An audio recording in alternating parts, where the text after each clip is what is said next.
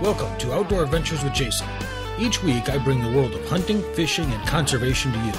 From the great hunting and fishing opportunities found in the Americas to the dream safaris located on the dark continent and beyond. I'll introduce you to those who are already out in the field living every outdoor enthusiast's dream, as well as outfitters and gear manufacturers that can make those dreams your reality. Kill Instinct arrows are for the serious hunter, a company that understands the needs of the outdoorsman and provides 5 different styles of carbon fiber arrows, ranging from hunting to tournament arrows. If you want premium carbon fiber arrows, go to KillNstix, KILLNSTIX.com to review their carbon arrows. For listeners of the Outdoor Adventures with Jason show, use promo code OUTDOORS to get 10% off your first order. Kill Instinct, where the blood trail begins.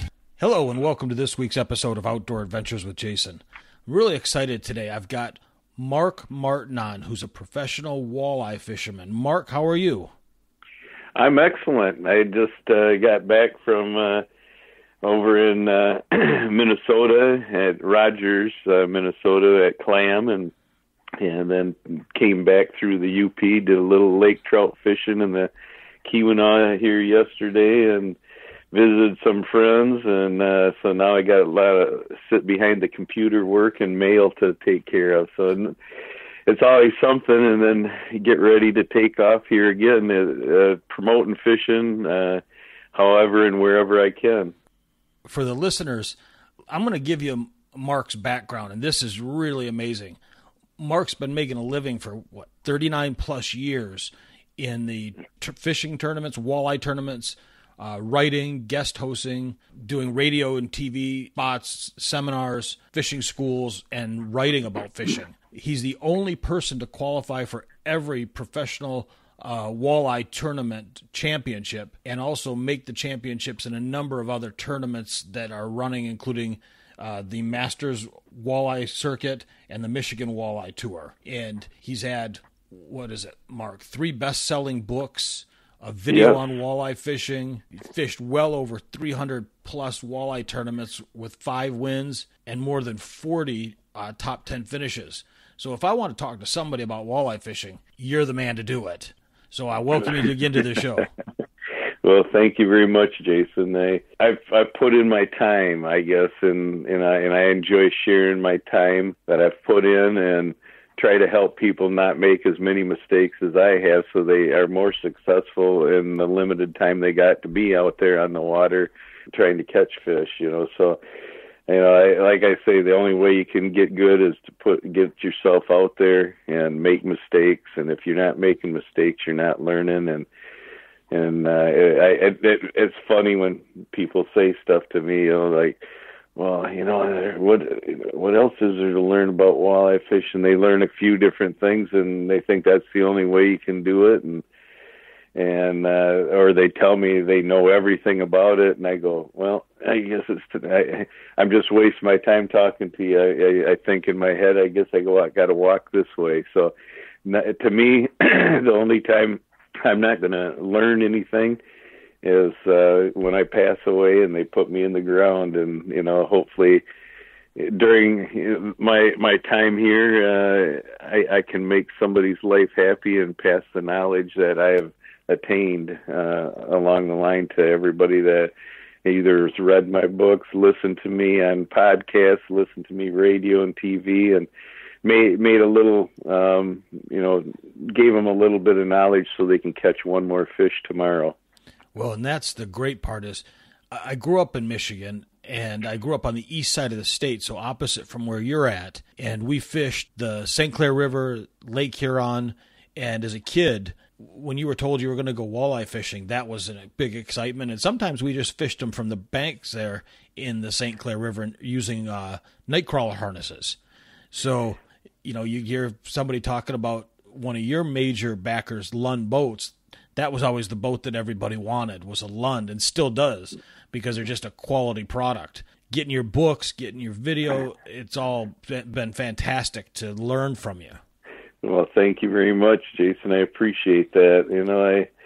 I definitely believe in my Lund boats. I tell people when I see them at sport shows and I'm in a Lund booth of somebody, I always tell them it's your insurance policy, because it will get you out of something that you didn't intend to get yourself into. And I'll swear by it, because I've been in some of the worst conditions in my Lund boat, conditions most people will never ever see, but that Lund got me back safe and sound every time. Oh, and yeah, they're known for being a boat that can tackle that Great Lakes water with just ease. Yeah, it's been developed. They listen to all their Lund pros and try to incorporate that little bit of knowledge that each one of us has into each and every Lund, and by listening to us, they get a greater boat all the time. Well, Mark, did you grow up fishing? I mean, kind of a dumb question for anybody in the Great Lakes area, but was this something that was passed on from your parents to you? Well, yeah. I would think, I got to give my grandpa and dad a lot of credit for taking me, in my early years and instilling fishing into my blood, to create the monster that I am. I guess that I can't get enough fishing of. It doesn't matter if it's walleye or whatever. As long as I'm fishing, I'm happy. And if I'm talking about it, I'm happy. I always had that, once my dad and grandpa started showing me and taking me on varieties of different kinds of waters and variety of different kinds of fish. Walleye was their favorite, so it became my favorite. And I learned more, I learned about a lot of species of fish. But I learned one thing is that all those techniques that will work on all the other fish species out there will work on walleyes. They're a fish that of many different bodies of water, many different methods of fishing. Salmon methods can take them, dipsy divers, downriggers, lead core. They can take walleyes. You can take your bobbers for bluegills or slip bobbers and put leeches and little jigs on them and catch walleyes. You can take crankbaits that you'd cast for bass and pike and everything and catch walleyes on. Crawler harness. I mean, every method out there that is strictly what you feel is for one species of fish relate back in some way or manner or fashion to being able to have a technique at a certain time of year to catch a walleye. So mastering all that aspects of all these other fish allow you to catch more walleye. And once you, if you go to try to catch walleye, you're going to catch all the other fish because you're doing the technique right to catch any other species that may be around those walleyes at the time. So don't be surprised if you're intended to catch walleye with that bottom bouncer and spinner, because that's what you read in the latest article I wrote, or you read it in my book, or you read it in somebody else's article or book, or seen it on TV. Don't be surprised if you pull a northern pike out, or you get a muskie, or you get a sheephead, or perch, bass, or bluegill. So, that's what I tell people. It's mastering the methods of all the species that allow you to get better at walleye. Yeah, they're definitely a versatile fish, from types of equipment to use to location, from North Texas, where they have them where I'm at, all the way up to, to basically the tundra lines. There's walleye located, and in just general, a lot of times just great numbers. So fun fish, right. And when they hit, they can hammer it. Yeah, and they taste good too. Well, and that's the best part. So and because of my grandpa and dad, showing me all these techniques, and the other thing is I didn't elaborate on is everybody thinks their walleye special. Like you can only catch them on this. In my lake, well, they might not know the other methods to put on their lake to catch even more. And if I went down to, when I did go down to Texas before and catch them, I was using methods that I used right here on Muskegon Lake, and vice versa. Whatever little nuance was there in Texas on that reservoir, I brought it maybe over to the Mississippi River or to Fort Peck in Montana. But the other thing is growing up with my dad and grandpa and instilling it and I say I was probably, I was the excuse that they got to fish more, because they used me, but I don't care if you're going to use me for fishing, I guess. You use it to get out of the house, to get it out of the yard work. Mark's got to go fishing. That's what they always used to say. My grandpa would tell me to go in and tell Grandma that you need to go fishing because he was doing the yard. And I said, well, Grandpa, you got to mow the lawn. You got to go fishing. I get it, Grandpa. Okay. And then we go fishing, So, it was a fun thing. But, I guess when I got to be about 5 years old, my dad asked me a question. He had a reel-to-reel tape system. He was asking my sister what she wanted to be or what she wanted to do, and both of us, really. And she wanted to be a nurse or something like that. I got the DVD because I put it on that now. But he asked me, Mark, well, what are you going to want to do? I says, well, I want to be a fisherman, Dad. He goes, well, you can't make a living doing that, Mark. He said, let me talk to your sister a little bit more. He come back and he said, you decided what you wanted to be now. And I said, a fisherman. He goes, maybe a doctor, lawyer, dentist, fireman, policeman, lawyer. He just went through the whole gauntlet. Let me keep talking to your sister while you're thinking of that. He come back again. I said, I want to be a fisherman. And he goes, man, he says, you just got to understand that you can't make a living doing this, Mark. Back then in them days, you couldn't make a living. There wasn't no guides really to speak of. And there was no, nobody knew how to promote fishing to make a living at it, for one thing. So, he kind of just let it drop.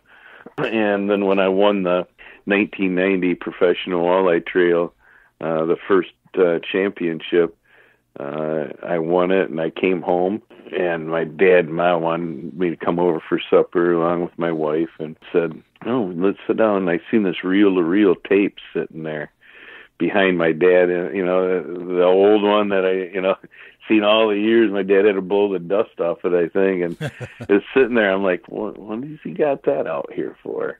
And so he opens the top on it and starts it up. And he goes, I just want you to listen to this. As soon as he started playing it all flashed back at me that 5-year-old day. And I just smiled. My wife's listening to it because I know what it's going to be, and she's like laughing and, thought that was really funny. And when it was all over with, my dad shut it off, closed the top, looked right at me, and he goes, Mark, he says, maybe I was wrong.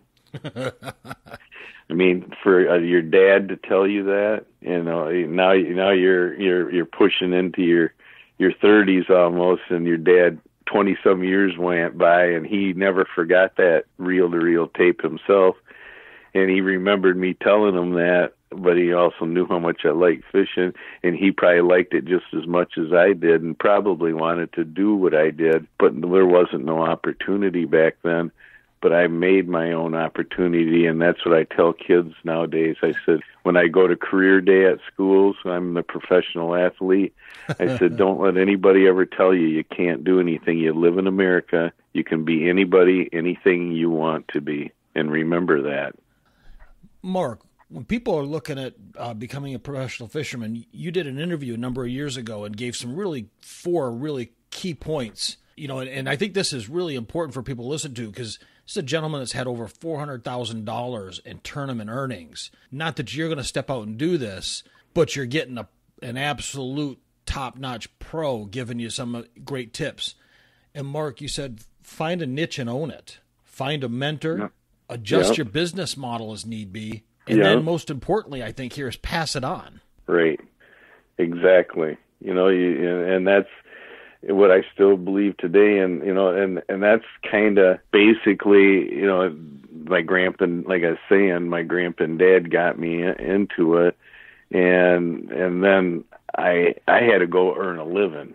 I had to punch a clock. I had to go and make some real money, because I didn't know how to become just a fisherman that made money. And then as I grew up, I worked at a bait shop, and I became the kid at the bait shop that knew a lot about fishing. And so I had a lot of adults coming in and asking me, and I learned from them. They learned from me. And then it kept me into fishing. And then I went and worked in the shops and sweated and was a welder, tool and die, and kept my day job. But then I was getting laid off all the time, and finally I realized a time came, because more and more people knew I got older, that I caught lots of big walleyes at night. I mean, that was, and so, but I wouldn't take nobody out, because I knew I had to have a captain's license, period, to make money. That's where it started. And I didn't want to do it under the table, didn't want to break the law. And so I just wouldn't do it. But I would go fishing and take my friends, and word of mouth, I was kind of like that. I could pull a rabbit out of a hat, because walleye were very hard to catch, and I didn't have no problem at doing it, because I practiced for all these years since I've been a little kid. And so I got my captain's license while I was getting laid on and off, or working and not working, and collecting unemployment. I got my captain's license. The very first time I went to take it, I passed it. I studied on my own. I didn't go to any classes. It took me about 4 or 5 months before I was confident enough that I could answer the questions I didn't know what they were. I just knew a lot of things that I read, and they told me to read and stuff. So I studied and went in. I passed it the first time, and so now I started to take people out and catch fish. And I knew I didn't have the money to advertise, but I knew now I've taken out the majority of people that wanted me to take them out. They are like ecstatic. They kept coming back, but, if I'm going to make a living at this, you need to do it every day, so I'm working, I'd go back to work, and then I'd be off again. So when I was off, I'd ply the trade. So I involved Michigan Outdoors Television, Fred Trost. I mean, I watched the show just like everybody. Michigan Outdoors was a weekly outdoor TV program. Oh, yeah. That was the standard. Everybody watched it, from Morton up to Fred Trost, to present day Jimmy Gritzinger right now. I seen what they were showing, and it always amazed me that they'd catch these small little walleyes, if they even caught one. They'd say they're going, and if they caught one, it was a major success. And most of the ones they were always showing on TV were what I would feel they were illegal to barely legal, and I'm like, really? They were these throwbacks. People, they're excited. Yeah, they were excited about this. But they were showing people how to catch them. I went in. I think I knew how to get some attention. Anyhow, then I knew I needed to get attention in order to grow my business.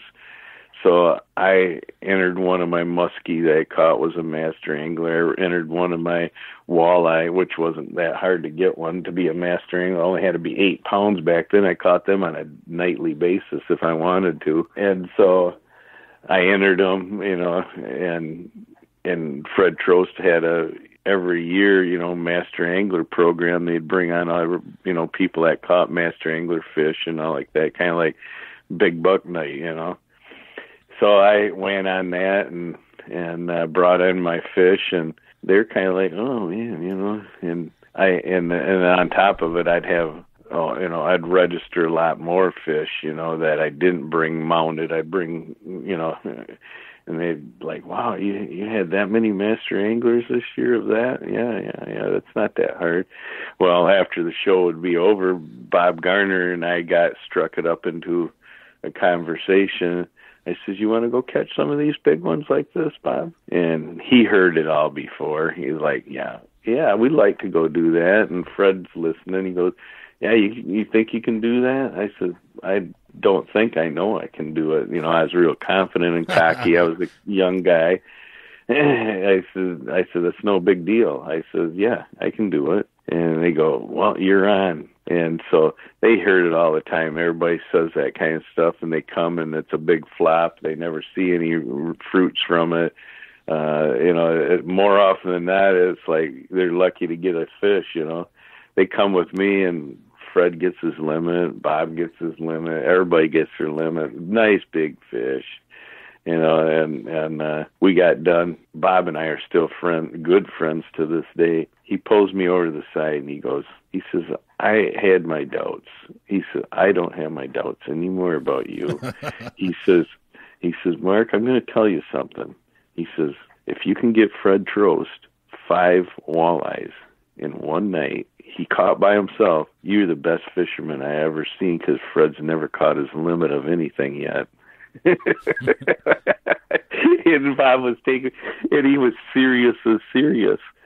And, it was funny, and I started laughing, and I don't even know if Fred ever, I'm sure Bob told him, that that was a standing joke or something, but it was funny to me. And when they aired that thing, and they also did Lansing Sports Show, but they are kind of like the head kingpins of Michigan Outdoors with it. They said, why don't you come down to that, and maybe you can book some trips out of this. Well, when that show hit the airwaves and I was showing them kind of fish and Fred was catching them, I mean, I was solidly booked the rest of the year as much as I wanted to fish. And it was like, man, I don't have to worry about work again. But I kept working. Because I wanted things in my life, and one job wasn't. I might as well burn candles at as many ends as that I can burn. When you're young, I heard that, and it stuck in my head, and I said, I'm just going to keep working when I can and do my guiding all the time. And so I went into that mode of working and guiding. So when I did work, I go to work at, get up at 2, be to work by 3, be out of work by 11, pick my customers up at midnight, be off the water by 6, 7 o'clock, go to bed, get up at 2, and this way, and I mean, I was doing it 7 days a week, but not work, 5 days a week working, 7 days a week guiding. And this would go on and on for 9 years. And now I was kind of working all the time. There wasn't no getting laid off. I developed enough seniority, but also it got me notoriety with outdoor writers, other TV shows. I mean, the word spread far and wide. This guy can catch. I literally raised the bar on walleye in Michigan. The first year that I solidly took people out, I had 600 and some master anglers, which were over 8 pounds, because that's all it was back then. The next year, they said, enough's enough, Mark. Basically, we're going to raise it to 9 pounds. Just to try to slow you down. Just to slow me, yeah, right. If this one guy can make us look like fools, we're going to raise it to 9 pounds, and we'll see what he can do. I came back, and I had 400 and some more the next year. They went, well, he's not going to give up easy, I guess. Let's do it again. And the next year, they raised it to 10 pounds. And it kind of slowed me down. It got into the, 100 and some fish over 10 pounds. And they let it ride for a couple of years. And finally, they just couldn't, that was too much for them. They couldn't have somebody just doing that. So they raised it to present day 11 pounds. Well, that slowed me down quite a bit. But by that time, I'd showed enough people how to catch fish and where to catch them that they were actually catching them and they were keeping them. So now the fish quality of fishing demise was in effect, So, I kind of feel sorry in some ways for what I showed, my grandpa and dad taught me, and I taught everybody else, because they didn't know when to say when, where I grew up and wasn't able to ever keep my limit until, I got old enough to be on my own. They wouldn't let me when I fished. Well, there was no reason, you couldn't eat that many fish, period.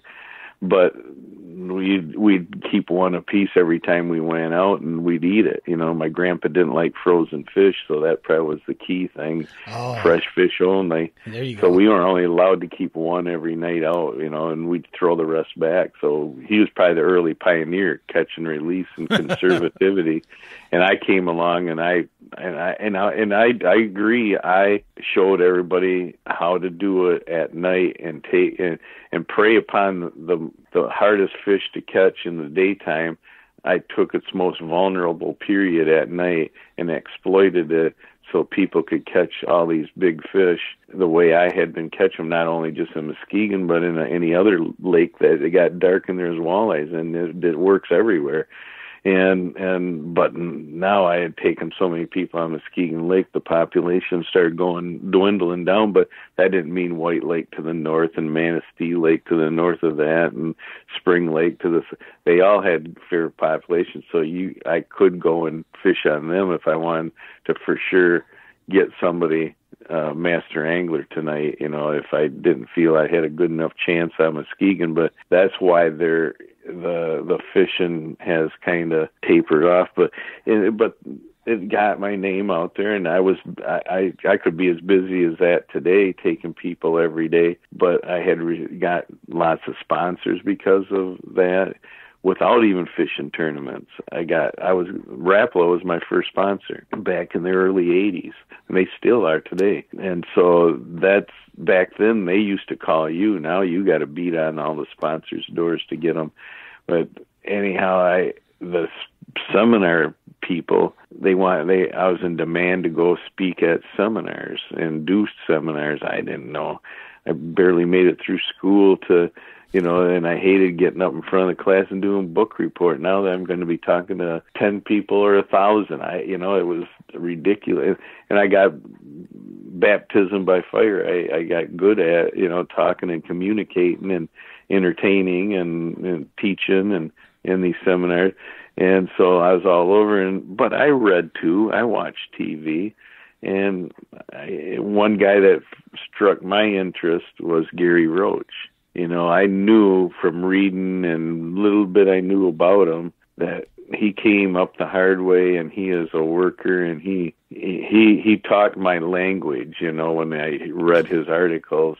And then I knew he was going to be at a seminar with me in Detroit. And so I brought a portfolio of myself.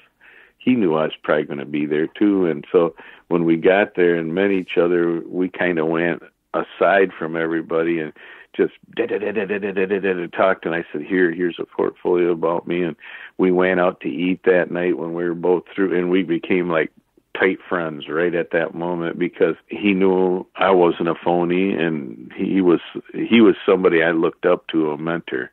And that's what people need, is somebody like that. And he wanted me to join his group, and I said, and I knew he had some things that were not conducive to me as sponsors. I'd have to get rid of some of them. I said, well, let's just wait. And a couple of years later, I didn't, and all of a sudden the stars aligned a lot better. Things fell into place, either with him or with me. And I joined his team, which was the best thing that ever happened to me, really.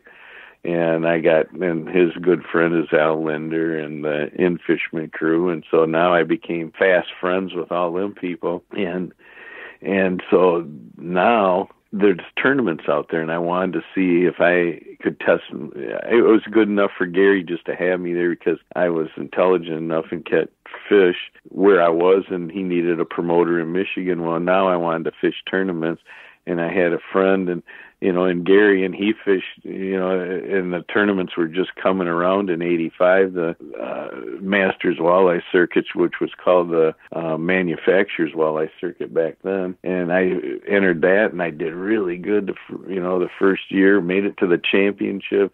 Gary became more interested in me, and we teamed up to share knowledge at each and every event, so we both do better in our own rights of catching fish at tournaments. So, and then because I'm doing well and I made the championship that year, Gary made the championship, just snowballed, and then got to know Al Linder better, got to know, because he was friends with them, got over to Minnesota, got more exposure to all across the country doing seminars, because now they could see I could fish in the daytime. Well, this kid that fished at night caught big fish, not only can fish at night, but he can fish in the daytime. So that was kind of one of the things that interested everybody else. And so, and the rest is basically, I still kept my day job,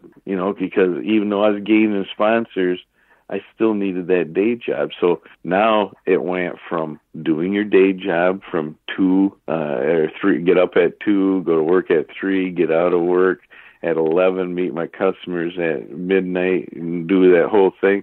Well, now I took all my vacation time, all my sick time, and started fishing the tournament circuit. So I could fish them all of them.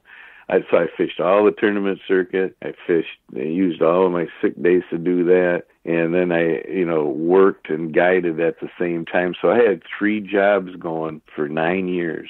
And somehow the good Lord kept me in good health and kept me going so that I never missed a tournament, never missed a day of work. And I never, missed a guide opportunity unless it was bad weather and I had to reschedule. So by doing all that, I was starting to realize my dreams and be able to build upon all that for what I am now. So. And then now I'm giving back too. I got pro staff people underneath me, just like Gary had pro staff people. And so now I try to help that new generation that's underneath me and give them a direction and get them working with the public, get them working with new outdoor writers and TV. And if it's for them and they like it, they can continue like I did. So I guess that's the long and short of it.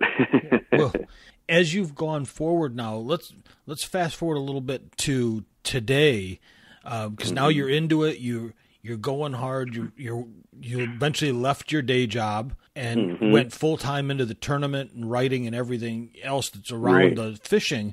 One thing I just want to touch upon is the Michigan Walleye Tour just wrapped up. And Mark, you work a lot with Lund Boats, who is a major sponsor of the Michigan Walleye Tour, where you fished this summer.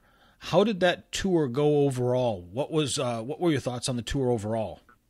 The tour is great. Ernie Plant, he's on my pro staff also.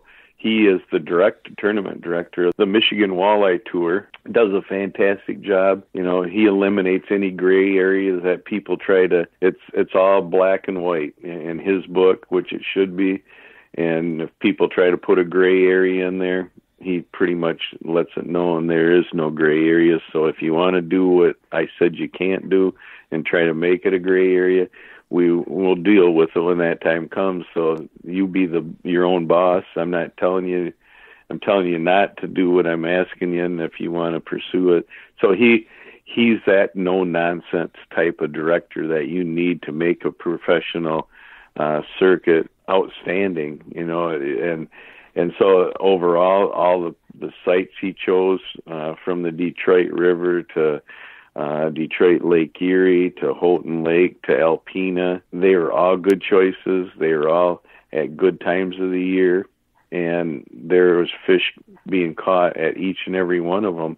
And I know for a fact that circuit allows the grassroots people to get their feet wet and explore if they want to continue on to greater things as far as going to a bigger circuit, a more national circuit. But it gives them the feeling of competition, friendship, making friends, making acquaintances, and learning new techniques and methods and putting them to work on different bodies of water, instead of your home body of water. The Michigan Walleye Tour allows you for very little money, especially if you fish with a friend, to split the expenses, whether it's food, lodging, and also the tournament expense, gas, to have an experience of tournament fishing and have a possibility to win some money and have the excitement and be like a bowling league that you're on, but you're on a fishing league with your friends. So I would persuade a lot of people to enter the Michigan Walleye Tour if you live in Michigan, or if you live in other states, there's, Nebraska has a walleye trail. There's all sorts of little walleye trails in every state now that people can take advantage of where they live to get involved in them and to further their knowledge of walleye fishing. Well, Mark, and when you have somebody that comes on as a co-angler, since you're the captain of the boat, what do you want out of that co-angler? What's the best thing that somebody can do to step on that boat and help you and help themselves be successful?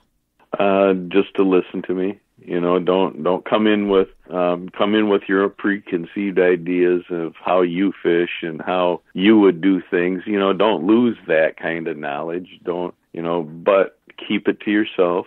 Pretend that you don't know anything, and just do what the captain of the boat or the pro asks you to do.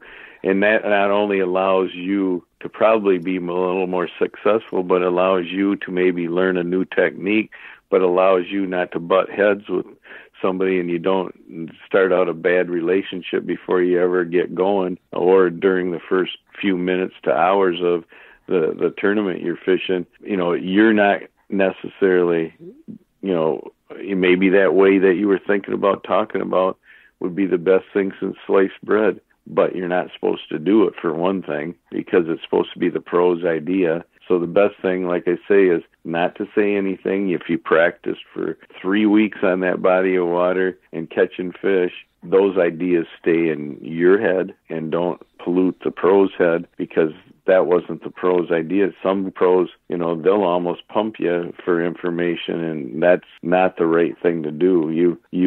And then if you go fishing with somebody, then the next day you got to keep those ideas that you probably had maybe the most fantastic day of your life fishing in Johnny Joe's boat. Now you're going into Sammy's boat tomorrow, and you're going, oh man, I hope he's fishing with a number 9 Shad Rap, and he's putting a clip-on weight, and he's using some church boards.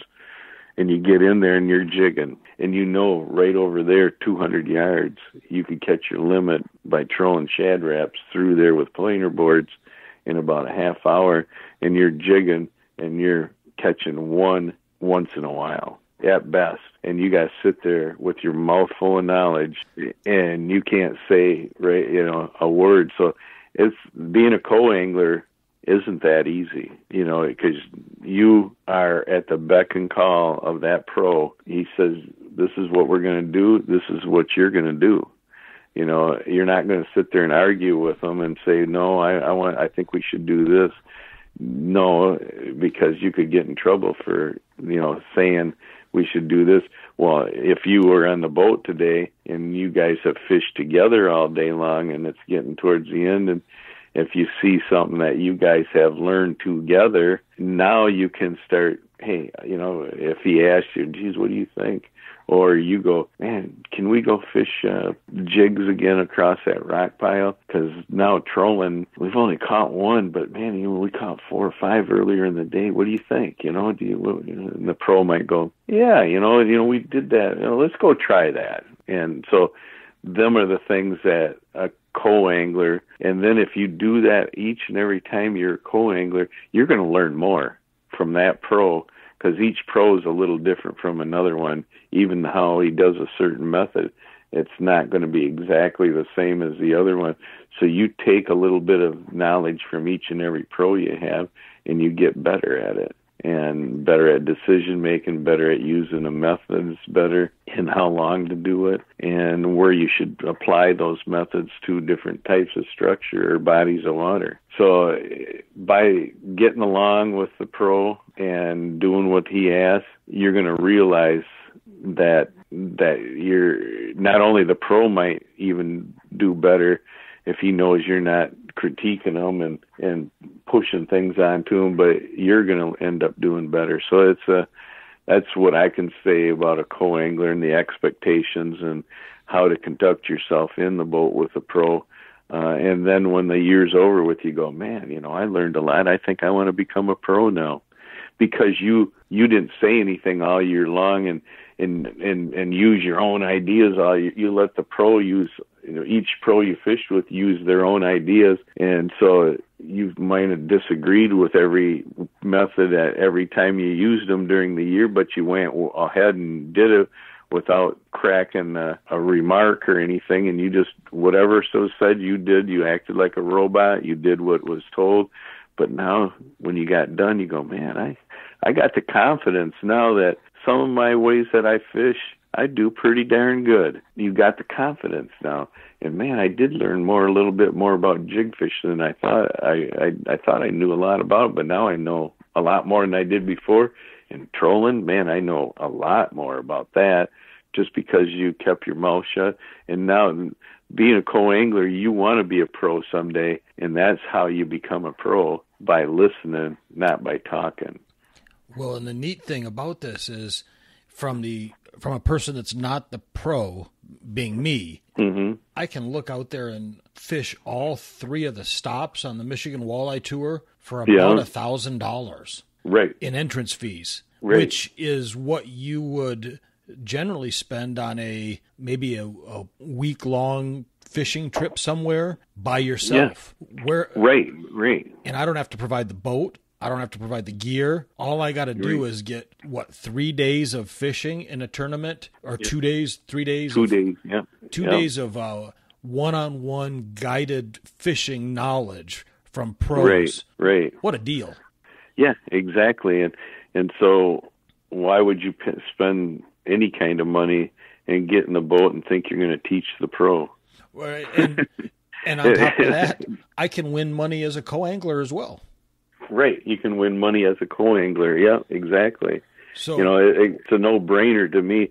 I wasn't offered that kind of competition when I started. There wasn't no such thing as that. You were immediately thrust into the spotlight as a pro. You were always a pro. You didn't have a farm league to come up as a co-angler.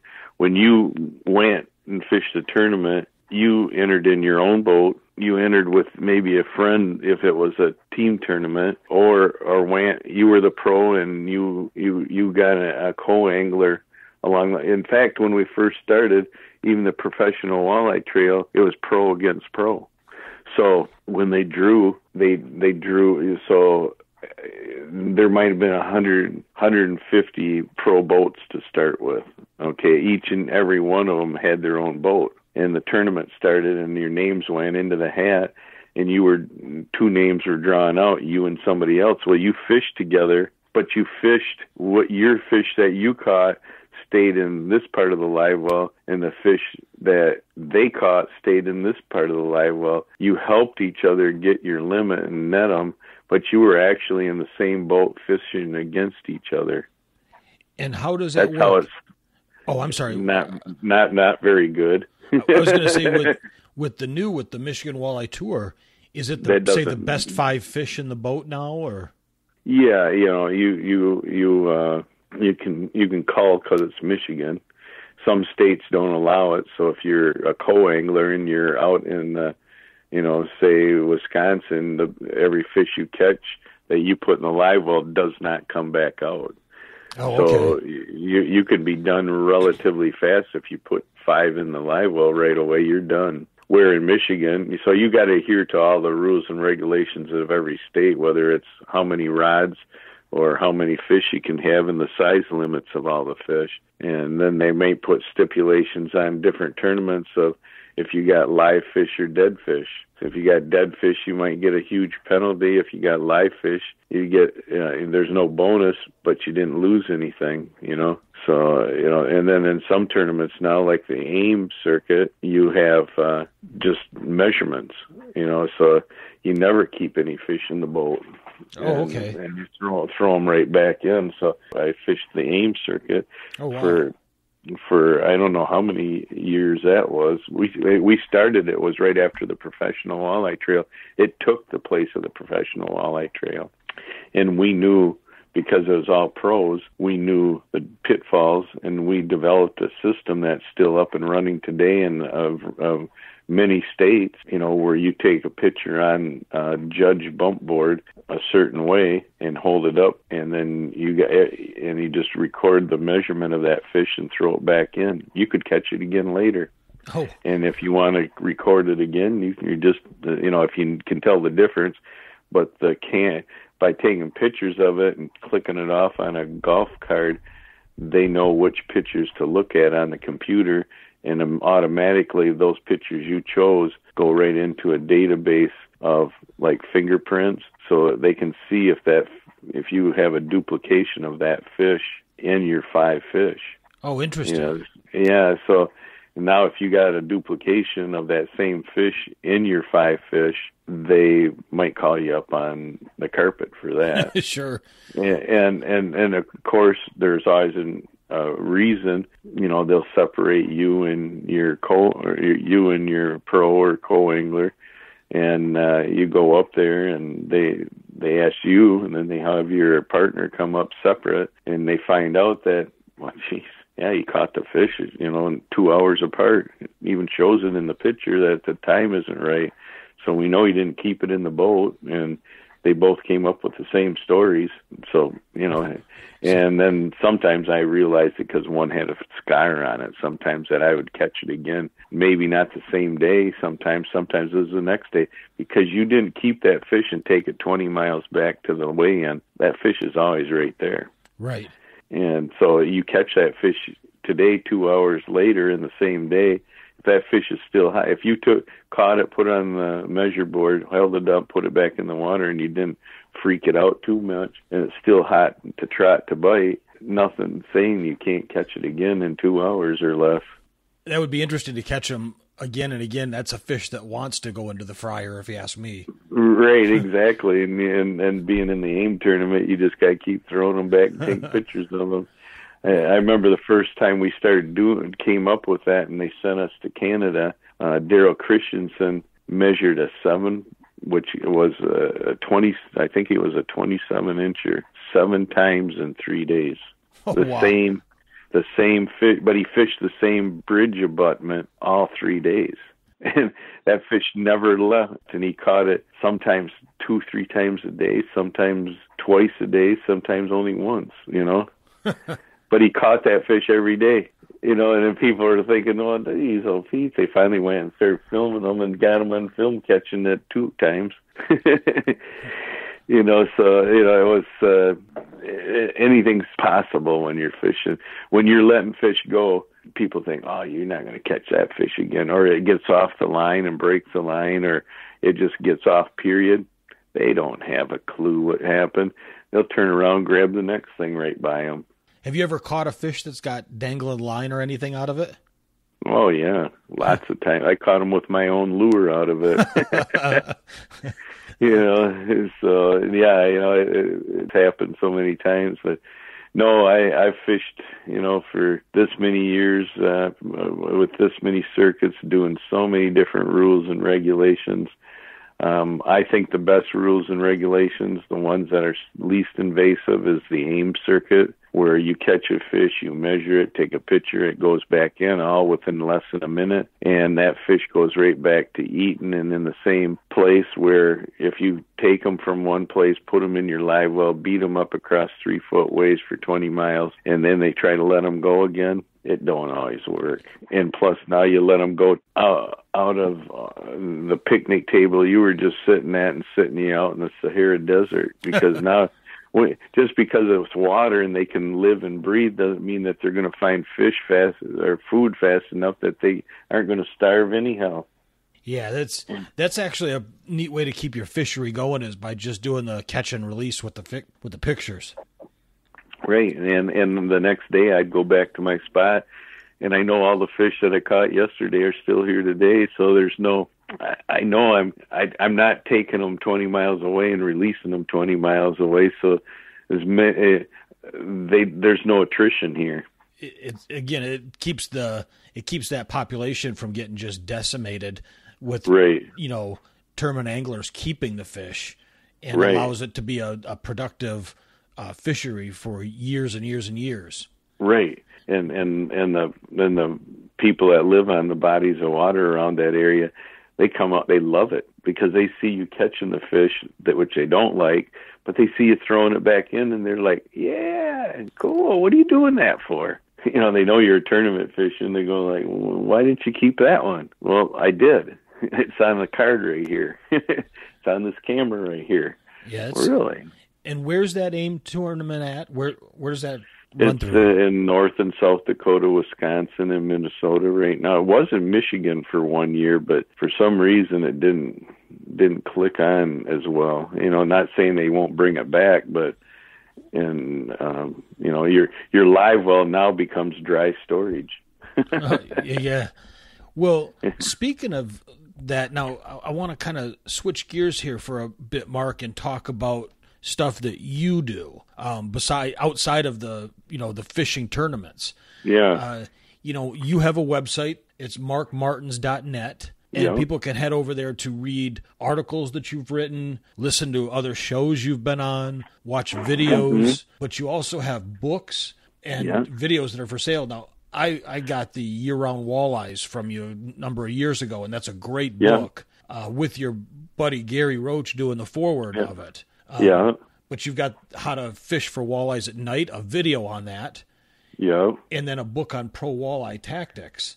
So if people really want to learn from you, besides just listening to shows like this and listening to Mike Avery's show where you make a number of appearances, you've got the materials there for them to pick your brain, so to speak.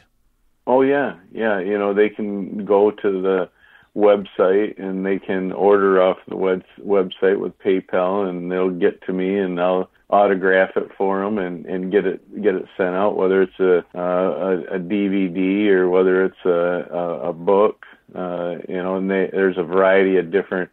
They can go to my Facebook sites, and look up Mark Martin, or they can go to Mark Martin Fishing and like it, and they're going to see stuff I just did this weekend with the lake trout. They can look back years and see a lot of the walleye. They can see the ice fishing schools that I do, the open water schools that I do. They can, on Facebook there, how far do you want to keep scrolling back is you're going to see what's been done over the years and catch up on some of that stuff. It's all informative. It's all educational, and timely. If you go back at the same time of year as it is right now, last year, the year before, the fish are going to be in the same bodies of water doing the same thing that I'm talking about in the Facebook stuff. And they also are going to be on the Mark Martins, and you got on my webpage, it's Mark Martins with an S. .net, and they look that up there. But Facebook, they can start right there and look up a lot of stuff right there, ask a lot of questions of me, and then you can go to, Google my name, Mark Martin Walleye, and you can get to my fishing vacation schools, and you can look up my phone numbers, you can look up my when the classes are, you can look up how to buy books and videos.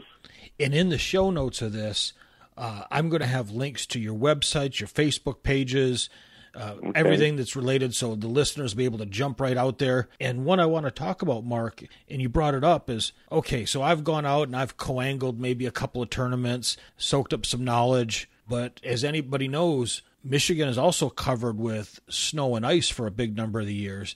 Yeah. And you do both, in this case, an ice fishing school and how to catch walleye through the ice, and I'm sure anything else that bites, as well as you do a summer school on fishing walleye on, is it Lake Michigan or is it inland lakes that you do that school? Well, we this year we did only one because of time constraints. Was on the Saginaw River in Saginaw Bay, and it was a mini camp of one day, and I incorporated it with the DNR, and we had like 28 people sign up for like 1 day of classroom education and equipment, and have them bring their own equipment, get that rigged up correctly for them, and listen to 7-8 pros that had the knowledge, and over the course of the 1 day, everybody did a seminar, everybody talked about different techniques, and then the next day everybody was allowed to bring one rod onto every boat,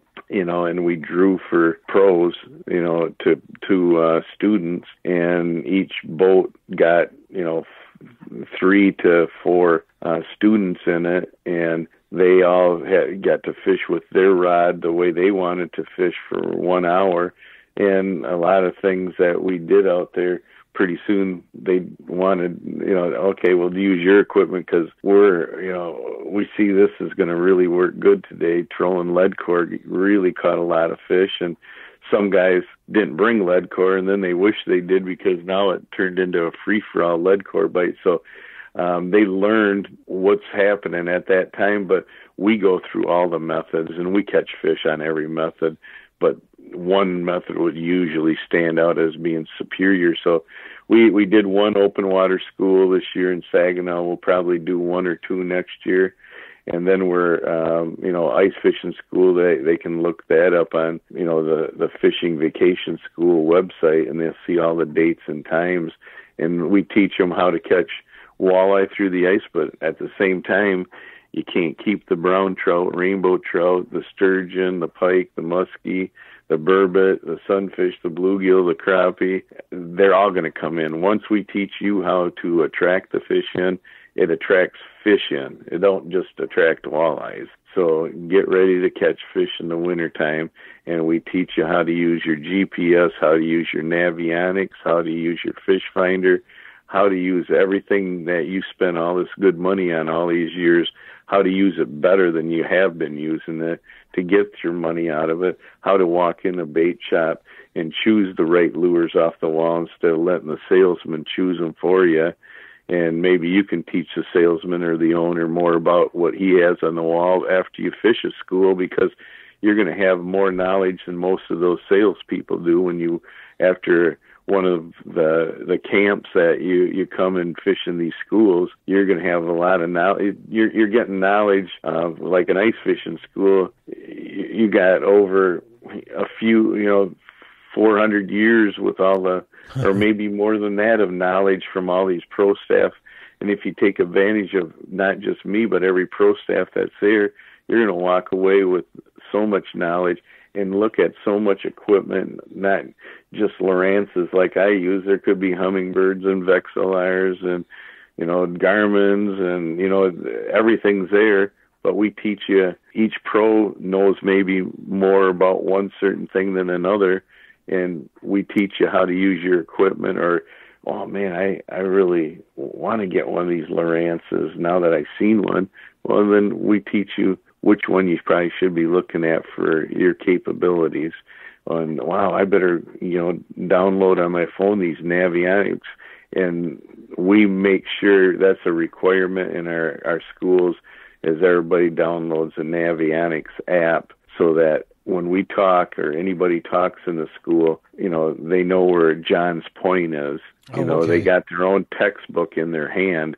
So when we're going over things, when we're talking about the river channel, we're talking about the rock pile out in Saginaw, everybody knows where it is because they brought it up on their cell phone and can see it. So now we talk about it. We just, attacked it. All of us did. And some people caught them doing this, and this, and now everybody knows where everybody's talking about. Or maybe this guy fished over here off a point, and he talks about what they did over there. Well, everybody knows what point it is. But if you didn't have Navionic apps on your phone and somebody brought that up, what point? Well, where was that rock pile? But when you can pinpoint everything, and the nice thing about having Navionic apps, not only for us to have a textbook in everybody's hands when we're going through classroom discussions, is when we're out on the body of water and you have your own boat, you have your own snowmobile, four-wheeler for the ice, you ask us, well, where should we go? And we'll pull out your smartphone, bring up the Navionics apps, and go, well, we're here right now. And, those guys are catching fish over there. And see that inside turn right there where they're sitting? Well, yeah, on the map you can see it, but looking at their shanties visually, you don't see that. Well, now you know what they're fishing. Go over on the other side of that point. See the other little indentation, just like they're fishing here? Go over there. And now they just get on their little four-wheeler or snowmobile, got their smartphone in their hand. drive right over to that other little nookie on the other side of the point that looks just like where those other guys drill holes. I'll be there in 45 minutes, see how you're doing. If you start doing something before I get there, call me. Oh, awesome. All right, so let's look at this. So could you talk a little bit about the boats and what somebody would look for maybe on their first walleye fishing boat? Well, what they want on their first walleye fishing boat, now that they've fished a few tournaments, have a few years under their belt, and they've narrowed it down to say a Lund, something that, now they got to decide, well, do I want a glass Lund? Because now they have glass Lunds, which are phenomenal. Or do I want an aluminum Lund, which has been around forever and ever? Some people say, well, glass is better than aluminum because there's rivets and rivets will fall out. Well, hey, that is not a factor in there. A lot of things can happen to a lot of different boats. And I personally, because I run a big Lund, and if you choose apples to apples, size to size, some people say, well, glass rides smoother, and this, not the case. I got a lot of co-anglers that were surprised about, they're heart and dead set on having a glass, and they get into my Lund and it's aluminum, and they go, oh, this is a glass Lund, huh? I'm going, no, it's an aluminum. Really? It's riding pretty smooth and quiet and cuts through the waves. And yeah. I said, no, this is aluminum. Tap on the side, look at the rivets. Wow, my gosh, it is. Well, that just pops their bubble that everybody else has instilled in their head that glass rides smoother and quieter. It's all personal preference. It's not, one, you're not going to get a better ride out of one boat than you are the other. Well, you're going to get a better ride out of a bigger boat than you are a smaller one of the same kind. So you got to decide how big do you want to get in order to get that comfort level there. And the person driving the boat is the biggest concern over your comfort level. Maybe the guy knows how to drive it and trim it. You're going to have the best ride in that same boat, or this guy that just bought this boat because he thought it was cool and he just hammers her right down because it's a Sherman tank, he thinks, and you start glancing off across the 5-foot waves at 45 miles an hour. That same boat that you were just in love with, you're going to hate because now he's driving it out of control. Yeah, it's going to work. It's going to drive, but it's out of control. And somebody's going to get hurt in it, and you got to learn how to drive each boat. So not only just get in the boat, what's your personal preference? Lund has glass and Lund has aluminum. You got to make that decision, but remember, either or is the same size boat, rides the same as the other one. One might be just the only weight difference. And if anybody tells you that their boat is dry, they must have a rain jacket on or rain pants. Because I only dry boats I know are cabin cruisers when they keep the windows and doors shut. Very true. Otherwise, they can tell you that stuff. It must be a selling point they've used since boats ever came on the market that our boat's dry. Well, it just ain't true. It depends on who's driving it, how they're driving it, and what weather are you in driving it. So I tell people what they really need too is, what electronics, get them set up right. Your rod holders, they need to be at where your, fingertip level. The electronics got to be on the dash. They got to be on the bow. Your electric motors that you choose should be, heavy enough and have 12 volts for small boats, 24s for mid boats. The best ones you can get are 36 volts. They'll last a lot longer, and they have more power for a longer duration of time. So if, you get a bigger boat, you should never underpower it, for one thing. Look at what the horsepower rating is on it. Same thing with your electric. Bigger boats need bigger motors, more, 36 volt for 20-foot boats and even 18-foot boats. You need the power out there to work the waves that you're going to be in. Long shafts, not short shafts, for deep V's, and for most any boats, as long as that electric trolling motor stays in the water, it can go anywhere, maintain its direction. But you buy one that has the shaft popping up and out of the water, losing control, it's not going to be a real good deal. It's not going to be a very good day. But if you have underpower on your horsepower on your main combustible engine, that's another bad thing, because now you bought a boat because the price point was right and you saved $3,000. Well, now you're going to, that it's a minimal motor that can barely get you up on plane. But once you get up on plane, you got to run it wide open just to stay up on plane. And so now you wear that engine out. You use more gas than you would one that had 100 more horsepower, because that one with 100 more horsepower jumps up out of the water, back it off to where it's just barely running. So now you're not wearing that engine out. You're not using more gas than you should be using. Now it becomes a more economical motor. By the time the summer's over, you save probably $1,000 and probably another $1,000 in wear and tear on that motor.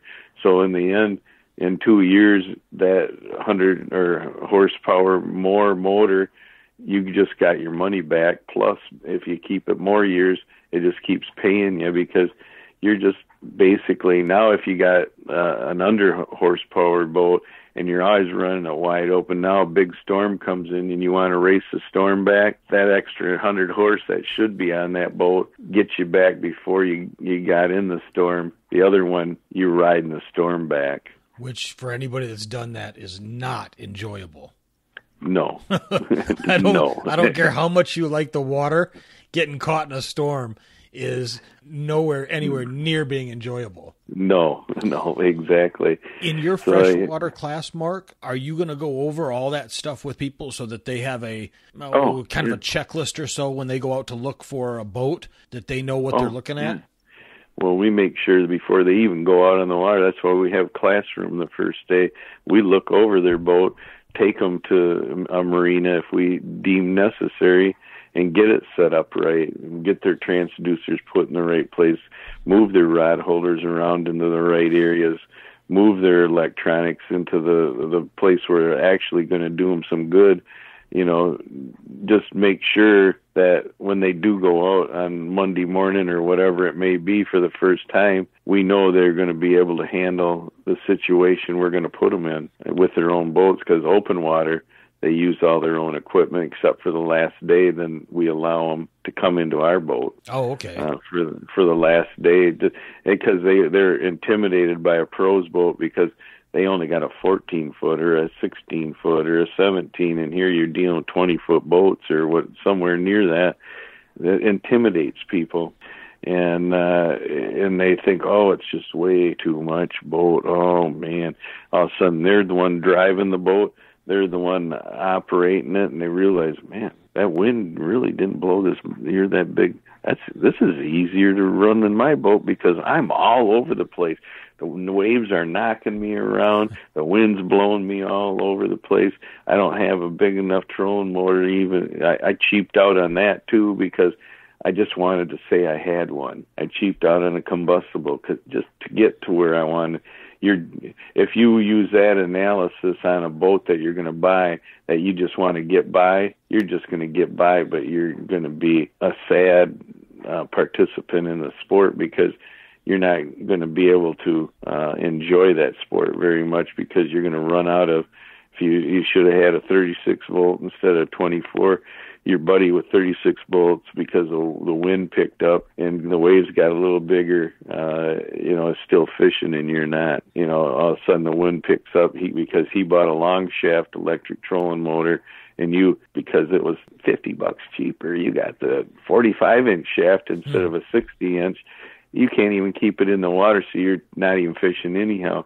There's a lot of things to think about, and we run them by each and every person, and they see how our boats are set up. So if we can't actually set them up right there on site, we'll do as much as possible. They can make notes. They can see what our boats look like and where everything is placed, make changes when they get home the right way instead of guessing and by golly in it. they could end up, the difference in the horsepower could mean they're regulated to just fish in inland rivers and small inland lakes. Right. Because that's all their boat can really handle. Right. Now you put, the number of people that boat actually can fish when it's fully horsepowered up. You don't even know them extra people are in there underpower at once, and it's like you got oars on the thing. Can't even get out of its own wake. You'll never see up on plane. This time has flown by, Mark. And I want to be respectful of your time as you've just gotten home. You've provided so much great information. And again, I'm going to tell everybody, hit the show notes. I'll have all of Mark's contact information. You want to fish walleye, you want to fish in general, this is the guy that'll teach you. It's been fantastic, Mark. I look forward to, we could do a whole topic just on ice fishing. There's so much information that you could glean, or the freshwater. So I tell folks, go out and get the Pro Tactics of the Walleye book. Get the year-round walleye. That one is really good, and a lot of what Mark talked about is touched upon in that book. And so that's a really good spot to start. The DVD if you want to fish at night. Mm-hmm. Yeah, that's excellent. I mean, that's somebody that wants to get into all this, just like you said, Jason. I'm the guy that did it wrong. You don't need to do it wrong if you use all the information I provide. I'll short circuit that so that you go out and enjoy your time on the water instead of making yourself more miserable. Well, there you go. Right from the pro itself. Start at his website, Mark Martins with an S, MarkMartins.net. And you'll spend more time on that website than you can even imagine with the absolute amount of information that Mark's got there. And then the links to all of Mark's sponsors are just a who's who list of people you want to look at. So, Mark, again, I can't even just tell you how much I appreciate the time you've given today and the information you've given. And it was so good. I'm so used to listening to you through all the different shows and everything you've been on. And, I think Fred Trost is probably the first spot I saw you.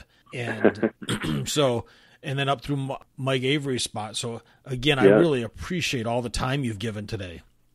Hey, no problem. I try to give everybody a little piece of me, and that's all I can do. If I can touch somebody somewhere, someplace, and they're a little better for it, I've done my job. Well, you've said it all. This has been fantastic, and again, I can't thank you enough for your time.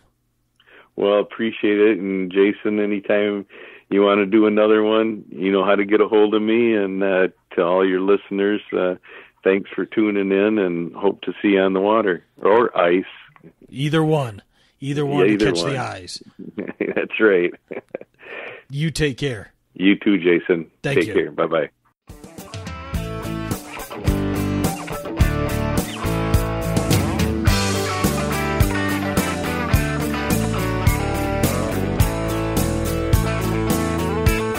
Come early spring, it's getting green. Fish are on the bed, and hear those turkeys gobble. It's ringing in my head.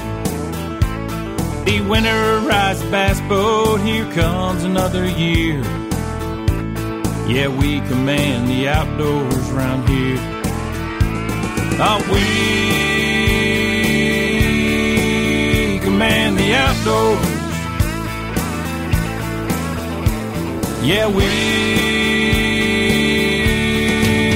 command the outdoors. Come summertime, we're feeling fine, fishing on the lake, flipping jigs in Carolina rigs, from early morning till real late. Bonfires on the creek bank, kick back a couple beers. Yeah, we command the outdoors around here. Yeah, we command the outdoors. Yeah, we command the outdoors. Next year's doves until you know winter's years on the way, brushing blinds and deer stands. The fever starts to creep. Fill our freezers full of ducks, lots of tender deer. Yeah, we command the outdoors around here. Yeah, we command the outdoors. Yeah, we command the outdoors. So grab your guns and shells, boys. Put on your camouflage, 'cause we command the outdoors around here. We command the outdoors.